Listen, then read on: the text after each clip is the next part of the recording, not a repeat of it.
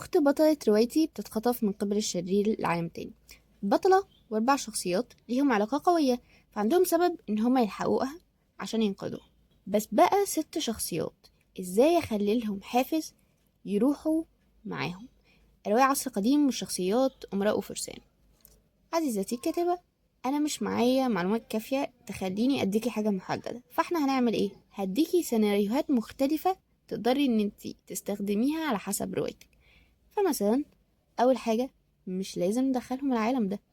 هما ليه اصلا لازم يجوا من بره لجوه؟ ليه ما ينفعش يكونوا هما اصلا جوه العالم ده؟ ممكن يكونوا شخصيات من ضمن العالم، بعد كده هترتبط قصصهم بقصه البطله. 2، ممكن نحط سبب ملوش اي علاقه بالبطل. يعني هما الستة دلوقتي مثلا لقوا خريطة كنز بتدخل العالم ده، هو ملهوش اي علاقه بالبطل اساسا. بعد كده لما يدخلوا العالم وهم جوه، يقابلوا البطله ويقرروا ان هما ينقذوها، او هي تساعدهم في حاجة معينة فينقذوها، كأن هو رد جميل مثلا. طيب، ممكن حد فيهم يتخطف، مش هي اتخطفت؟ طب ما هما 6، ممكن واحد فيهم يتخطف و5 التانيين يخشوا يدوروا عليه. بعد كده ال4 اللي هم اصلا كانوا رايحين عشان البطلة يبقوا مع 5 شخصيات التانيين وكلهم يدوروا على الاتنين دول.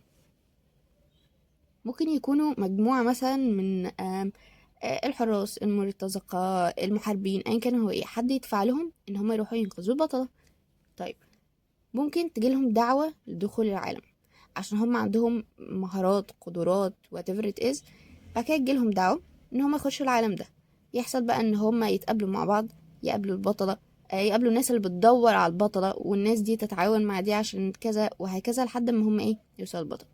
طيب، ممكن جميع ما سبق، ليه ما تبقاش كل شخصية دخلت لسبب مختلف أساسا؟